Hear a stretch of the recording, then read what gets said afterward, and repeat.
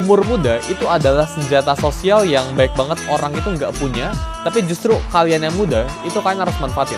Ketika umur kita itu masih muda, ya anggap lu itu masih di bawah umur 25, orang-orang di luar sana yang umur 30 atau 40 yang punya bisnis, ya, yang punya pekerjaan, yang sudah berkarir, itu cenderung memandang rendah orang-orang yang masih umurnya itu muda. Jadi ini merupakan sebuah advantage, ini merupakan sebuah keunggulan yang kalian itu sebenarnya bisa manfaatkan.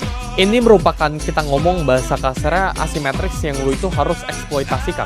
Karena ketika umur lu itu masih muda, orang itu punya ekspektasi yang rendah sama lu. Sedangkan ya ketika umur lu itu udah 30, umur lu udah 40, orang itu udah mulai punya ekspektasi sama lu. Tapi ketika orang itu, lu itu masih kecil, ya umur lu itu masih di bawah 25, kita ngomong orang itu meremehkan. Orang itu nggak punya ekspektasi apa-apa.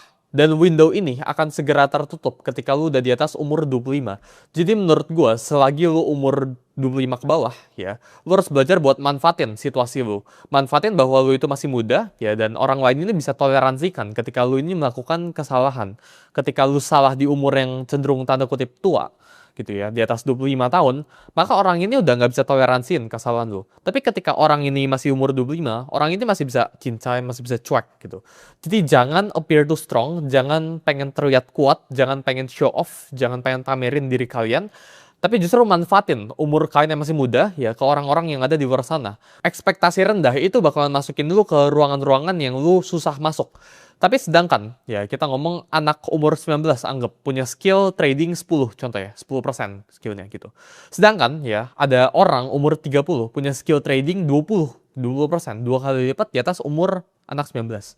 Tapi anak umur 19 ini bakalan jauh mendapatkan lebih banyak akses dibandingkan orang yang umur 30 ini. Kenapa? Karena faktor umur. Orang itu suka ekspektasinya itu rendah ya ketika orang itu umurnya itu masih muda.